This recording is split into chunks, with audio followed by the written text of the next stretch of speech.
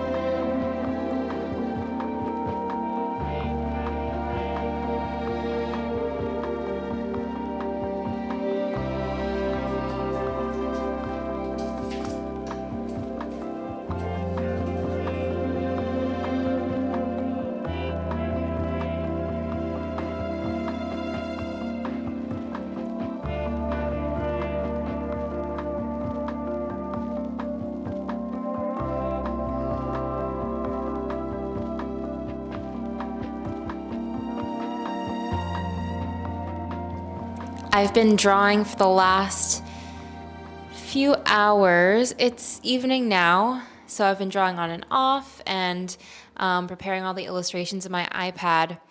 And I have to remember and remind myself that with a project like this, it's more about the whole being more than the sum of the parts. And so I'm gonna try to not take too much time and like fuss too much over every single illustration. At the end of the day, they are being printed quite small, and I think this is also a series I'd like to make multiple volumes of. So I'm gonna try to kind of take it easy and just make each illustration kind of fun. And now I'm just kind of going in and making them all a little more finished so that I can print. Okay, so we're on day 3 of making this mini book. So even though I've organized all of my illustrations and I have most of the colors kind of worked out, there is the fact that I need to wait for the paper to arrive. But an important step anyways that we need to finish before is to make a little zine dummy or a book dummy, which is like a test version of the book that you can print on like lower quality paper or with a different printer just to see how the pages line up and how everything looks like in a physical form. So in the last part of part 1 of this video, we're gonna make our little book dummy.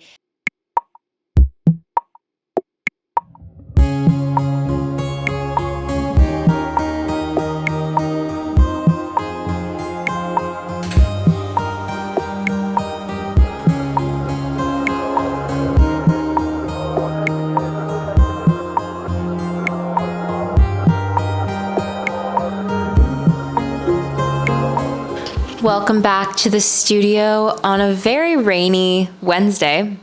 Yesterday, we started working on a little book dummy, and I made this book dummy out of just like scrap paper I have. This is from a printing project I did a while back, some like leftover misprints.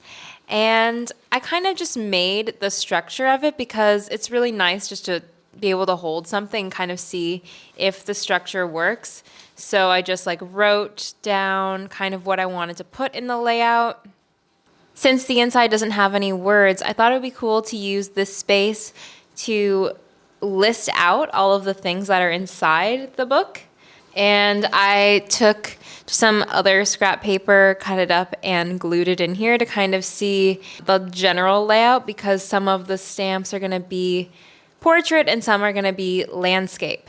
Then on this lovely printer to my side, which is a Canon Pixma, just an inkjet printer, I printed a little zine dummy. This is more of like a proper zine dummy. I used some leftover paper I have. Got this little guy, and then this is kind of lets me see if the formatting is working. So obviously the real version will be in color, but I'm thinking I'll put like a big, just an illustration on the front, and maybe something a little more like geometric and like fun and colorful. And then on the back, I tried to do it like sideways because I was thinking it would be cool if it looked like a postcard on the back. But then it kind of, I don't know if it was working. So you can see I have marked kind of the things I want to change, like this text at the bottom. I also want to be horizontal. And it kind of lets me see like if things aren't working. I felt like this was a little too close to the inside of the page, so I just want to move that a little bit. And then the stamps themselves too, I thought I could maybe move them a little bit out more. And then I tried this, but I thought it kind of came out weird when the text gets cut off like this, and it's also too big. So I'm gonna try to change this into maybe English, Korean, and then maybe an illustration here. Little secret illustration, I don't know. And so now we're on zine dummy number 3. So I have my test cover. This is the inside part. This is the outside part. And then my pages here in my version 3.0, 2.0, zine dummy 3, I suppose. I'm gonna see how these pages work out, and then we'll come back and kind of touch base before we move on to the final thing. Guys, we made it to the end of the week, and we have 3 zine dummies to show for it. So to wrap up this video, I just want to reiterate how helpful it's been to me to make zine dummies like this, and to encourage any of you who are thinking of making a book, or if you're thinking of making a zine or whatever kind of publication, to consider making a zine dummy before you print your final pages. It can be super simple, like the first one I made, just using whatever paper you have lying around, not really printing anything, and just kind of trying to sort out where things will go on the page. This is super helpful in and of itself. Or maybe you take it to the next level and you print on an inkjet or a laser printer an inexpensive couple of pages and try to put your book together yourself. Or maybe you even take it one step further and you make a second copy, fixing any of your mistakes and kind of just seeing how it comes out when you do adjust things around a little bit. It's funny because we think a lot about sketching when it comes to drawing, or like drafting when it comes to writing, but we don't, or at least I used to not think about making drafts of my zines or books very extensively before actually printing. Even when you're looking at a screen and it looks great on your computer, you can't really tell how it's gonna look until you actually put it together. And you can kind of tell like maybe some problems you might run into, maybe things you like or don't like. Like I figured out in version 2.0 that this fold out page was really cool, but I didn't really like how I had formatted it.